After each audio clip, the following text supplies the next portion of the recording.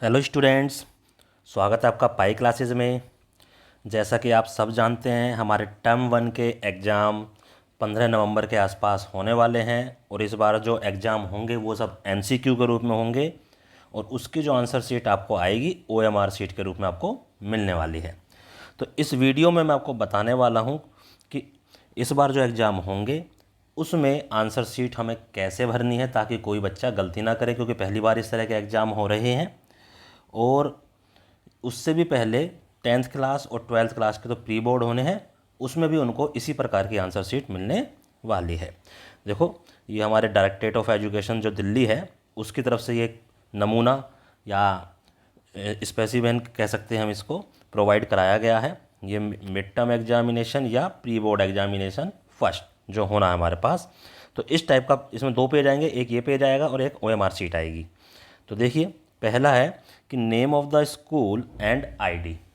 ठीक है, आपको यहाँ पर स्कूल का नाम भरना है और अपने स्कूल की आईडी भरनी है। जैसे मैं अपने स्कूल का नाम भर के आपको बता देता हूँ। तो स्कूल का नाम हम लिखेंगे इस तरह से पूरा SBV। आप अपने स्कूल का लिखना, मैं अपने स्कूल का लिख के दिखा रहा हूँ। जाफराबाद, दिल्ली।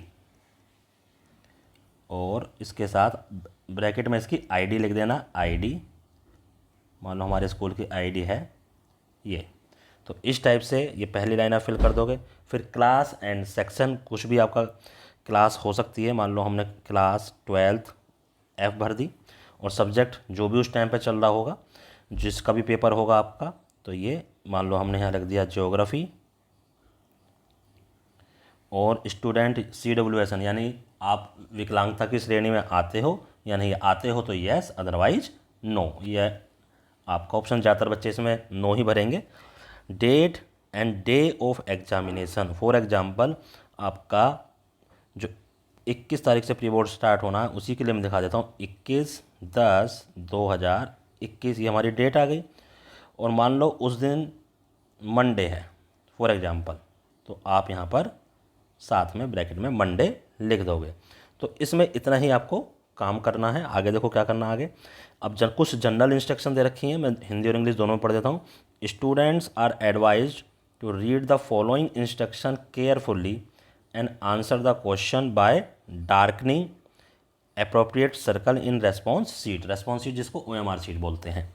तो कहता विद्यार्थियों को सलाह दी जाती है कि आप निम्नलिखित निर्देशों को ध्यानपूर्वक पढ़ें और उत्तर पत्रक में उपयुक्त गोले काला करके या नीला करके प्रश्नों के उत्तर दें। तो देखो, इधर ये आपके लिए इंस्ट्रक्शन है। कहता for each question darken only one circle, यानी कि प्रत्येक प्रश्न के लिए केवल एक गोले को काला करें।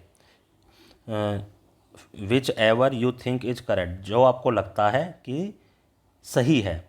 और केवल with only blue and black point, ball point, gel pen नहीं चलेगा बिल्कुल भी। तो नीले या काले बॉल पॉइंट पेन से उत्तर पुस्तिका में भरना है आपको। If more than one circle is found on canned, यदि एक से अधिक वृत्त काले पाए जाते हैं, that answer will not be evaluated, तो उस उत्तर का मूल्यांकन नहीं किया जाएगा। यानी आपने किसी क्वेश्चन के उत्तर के रूप में एक से ज़्यादा सर्कल आपने फिलअप कर दिए हैं तो वो आपका चेक नहीं होगा question. Cutting and over writing the answer sheet is not allowed, उत्तरों को काटना और उस पर ओवर राइट करना अलाउड नहीं है, ना ही फ्लूड लगाना अलाउड है, ये भी ध्यान रख लेना। If any student submit blank response sheet, अगर कोई बच्चा बिल्कुल खाली रेस्पॉन्स शीट यानी OMR शीट को जमा करता है, it shall be crossed by invigilator, जो भी आपके ड्यूटी दे रहा है टीचर, जो भी निरीक्षक है, वो उस पर अपने हस्ताक्षर करेगा और उस पर कैंसिल या रद्द करते हुए क्रॉस लगा देगा। तो ये जनरल इंस्ट्रक्शंस ही आपको ध्यान में रखनी है। अब नीचे आपको मेथड बता रखे हैं कि ये सही मेथड है हमारा भरने का, आपको इस तरह से भी नहीं करना है। ठीक है, ये जो हमारा सही मेथड है, ये 3 हमने ब्लैंक छोड़ दिए और एक जो आंसर है उसको हमें फिलअप कर दिया। तो इस टाइप से हो गया। अब नीचे आपको बच्चों को सिर्फ ये वाला जो बॉक्स दिख रहा है, सिर्फ इस वाले बॉक्स में और आपको साइन करने हैं। ठीक है, जैसे हम कुछ भी साइन कर दें, जो भी हमारे साइन है ये हमने कर दिए। और बाकी आपको इस पहले पेज पर कुछ भी नहीं भरना है, अब सीधे आप अपनी आंसर शीट पर आ जाएंगे। तो चलिए, ये हमारी OMR शीट है, आपको देखो ये दिखाई दे रहा है। कहता है निम्नलिखित जानकारी को ध्यानपूर्वक भरें। ये रहा, निम्नलिखित जानकारी ध्यानपूर्वक भरें, सिर्फ काले और नीले बॉल पेंट का ही उपयोग करें, ऊपर ये बात हम बता चुके हैं। सबसे पहले हमें भरना है नाम। अब मैं देखो 2-3 नाम आपको भर के दिखाता हूँ। हो सकता है बच्चे का नाम एक ही वर्ड का हो, जैसे अंकित, ठीक है, एक ही नाम है अंकित। तो आप अंकित कैसे भरोगे, पहले तो इसमें नाम भरना ही सीख लो, सर्कल तो हम बाद में करेंगे। हम यहाँ लिखेंगे अंकित, ANKIT। तो कैपिटल लेटर में लिखना है, ये ज़रूर ध्यान रखना। अगर बच्चे का नाम है अंकित, क्या नाम बच्चे का, अंकित, तो हमने इस तरह से इसको भर के दिखा दिया। अब 2 वर्ड का भी हो सकता है ये नाम, है ना, 2 वर्ड का भी तो हो सकता है। यहाँ पर नहीं लिखना जहाँ मैंने इधर लिख के दिखाया था। तो अंकित, अब मान लो कुछ और है, समीर खान है नाम मान लो किसी बच्चे का, तो यहाँ पर क्या लिख सकते हैं हम, SAMEER। अब एक ब्लैंक छोड़ना है, जब दूसरा वर्ड शुरू होगा तो आपको एक ब्लैंक छोड़ना है इसमें, फिर लिखेंगे खान, इस तरह से नाम लिखेंगे। अब ये तो हो गया 2 वर्ड का, 3 वर्ड का भी हो सकता है, 4 वर्ड का तो कोई रेयर ही बच्चा मिलेगा। अब अगर कोई दूसरा 4 वर्ड का आ जाता है, जैसे अमित कुमार सिंह, ये मान लो, ये आ गया हमारे पास अमित कुमार और फिर सिंह, तो पूरा नाम इस तरह से लिखेंगे। मैंने तीनों तरह के नाम आपको लिख के दिखा दिए। अब आपको क्या करना है, अब देखो जो ऊपर ब्लॉक में लेटर लिखा हुआ है, जो अल्फ़ाबेट लिखा हुआ है, उसके नीचे वही गोला सर्कल करना है। जैसे इस सबसे पहले में क्या, ए, तो आपको सिर्फ ए, यहाँ पर ए ही करना है, और कोई गोला इसके नीचे नहीं भरना है बिल्कुल भी, ये ध्यान से रखो। और गोला देखो जैसे मैंने भरा है बिल्कुल वैसे ही आपको भरना है। उसके नीचे अगला क्या है, एम, तो अगले के नीचे एम आपको भरना है। बच्चे क्या करते हैं, एक ही लाइन में सारा भर देते हैं, नहीं, अब बिल्कुल ध्यानपूर्वक सीख लो मेथड, ओके। ऐसे ही आई, आई कहाँ पर है, ये रहा, यहाँ पर हमारा आई है।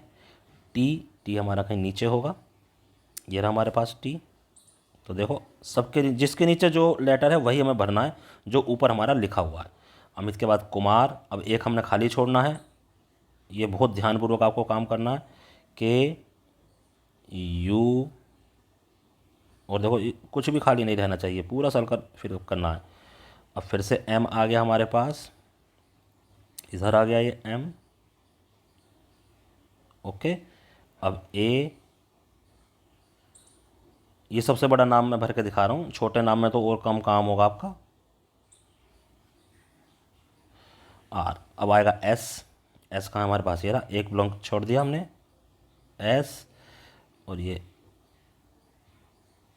I, इधर ये N, और फिर ये G, और ये H। ठीक है बच्चों, इस तरह से हमें पहले नाम भर लेना है। अब हमारे पास आईडी आती है। मान लो किसी बच्चे की आईडी इस टाइप की है कि 200700122695, कुछ भी हो सकती है आईडी, पूरी 11 अंकों की आएगी। तो इसमें भी हमें ऐसे करना है, जैसे 2 है तो पहले में इसके नीचे हमें 2 वाला सर्कल ही फिलअप करना है, फिर 0 है तो 0 वाला करना है, इधर भी 0 वाला करना है। ये जब आप पेन से भरोगे तो बिल्कुल सही भरेंगे।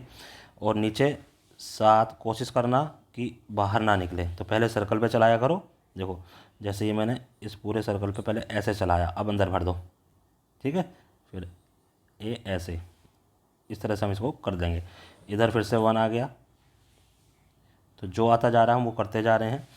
इधर फिर से ये 2 आ गया, और ये अब 6 आ गया, 6 के बाद 9, और 9 के बाद 5। जो आपने ऊपर भर रखा है वही उसके नीचे आपको फिलअप करना है। तो ये आ गया हमारे पास। फिर क्लास आ गई, क्लास हमने कौन सी ली थी, 12th ली थी। और सेक्शन हमने कौन सा लिया था, F लिया था, ये आ गया हमारे पास। अब स्कूल की आईडी, स्कूल की आईडी क्या भरी थी, देखो मेरे ऊपर 110-5008 ये भरी थी हमने। तो अब स्कूल की आईडी यहाँ पर आ जाएगी, ये आ गई स्कूल की आईडी। और फिर हमारे पास 0 आ गया, इधर ये 5 आ गया। जो ऊपर अंक है उसके नीचे वही आपको सर्कल भरना है, ये आपको बिल्कुल ध्यान में रखनी है बात, है ना। अब ये 0 भर दिया हमने, इधर फिर हमने 8 भर दिया इधर।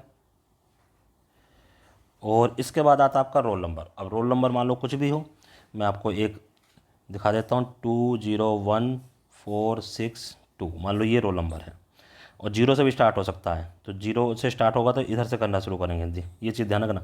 रोल नंबर 5 अंकों का होगा तो पहला वाला ब्लैंक छोड़ेंगे, जैसे ये तो 6 अंकों का रोल नंबर है, अगर बाई चांस रोल नंबर आता है 5 अंकों का तो आप पहला वाला ये ब्लैंक छोड़ोगे, फिर यहाँ से रोल नंबर लिखना शुरू करोगे 2 3 1 2 1, इस टाइप से।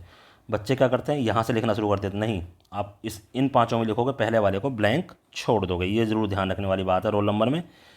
और मान लो रोल नंबर था हमारा 212629, ये रोल नंबर है, तो ये हमारा 2 हो गया, इधर इधर हमारा ये 1 हो गया। ये मैं थोड़ा सा जल्दी जल्दी भर रहा हूँ इसलिए थोड़े गलत होने, आपको जल्दी नहीं करनी है, ठीक है। ये फिर से 2 आ गया हमारे पास, और यहाँ पर नीचे 6 आ गया, इधर फिर से 2 आ गया, और इधर 9 आ गया। तो इस तरह से ये हमारी OMR शीट अब कंप्लीट हो गई है। अब आपको अपने आंसर भरने शुरू करने हैं। अब आंसर में देखो, जैसे इसमें हमें 75 क्वेश्चन दे रखे हैं, आपकी क्वेश्चन बुकलेट में जितने भी क्वेश्चंस आएंगे उतने ही आपके आंसर शीट में यहाँ पर होंगे आंसर भरने के लिए। मान लो फर्स्ट क्वेश्चन है, फर्स्ट क्वेश्चन आपने पढ़ा, उसका आंसर आपको लगा कि सी है, तो आप ध्यानपूर्वक सी भर देंगे। और ये क्योंकि बॉल पॉइंट पेन से करना, तो एक बार आपने ये भर दिया, चाहे गलत हो गया चाहे सही हो गया, इसको आपको छेड़ना नहीं है, ठीक है। अब ये भर गया, इसको आपको ना कटिंग करना ना, अगर एक गलत भी हो गया तो अब गलत ही, अगर आप इसको चेंज करना चाहते हो तो किसी तरीके से आप इसको चेंज नहीं कर सकते हो, इसलिए बहुत ध्यानपूर्वक भरना है। आपने पहला क्वेश्चन पढ़ा, उसका आंसर देखा, टिक लगाया, और यहीं पर साथ के साथ उसको भर लिया। कुछ बच्चे क्या करते हैं, पहले क्वेश्चन पेपर में सारे टिक लगा लेते हैं, उसके बाद यहाँ भरना शुरू करते हैं, उसमें एक गलती होने, अगर आपका कहीं पर भी एक सर्कल गलत भरा गया तो उसके बाद के सारे सर्कल आपके गलत ही होने वाले हैं, ध्यान रख लेना। इसलिए आपने एक क्वेश्चन करा, उसका आंसर आ गया, उस आंसर को आप पहले बुकलेट में भर लो। दूसरा क्वेश्चन करा, दूसरे का आपको पता है ए है, तो यहाँ पर सीधे भर लो इसी तरीके से। तीसरे का आपको पता है, मान लो उसका भी ए है, तो यहाँ पर इस तरीके से आपको देखो भरना है, बिल्कुल देखो क्लियर तरीका, सर्कल हम कहीं भी खाली नहीं छोड़ रहे हैं और ना ही बीच में है। तो इस तरह से आपको आपकी आंसर शीट भरनी है, सभी क्वेश्चन इस तरह से करने हैं। तो उम्मीद करता हूँ बिल्कुल सिंपल भाषा में मैंने आपको ये आंसर शीट भरनी सिखाई है, सभी बच्चों को ये समझ में आ गई होगी।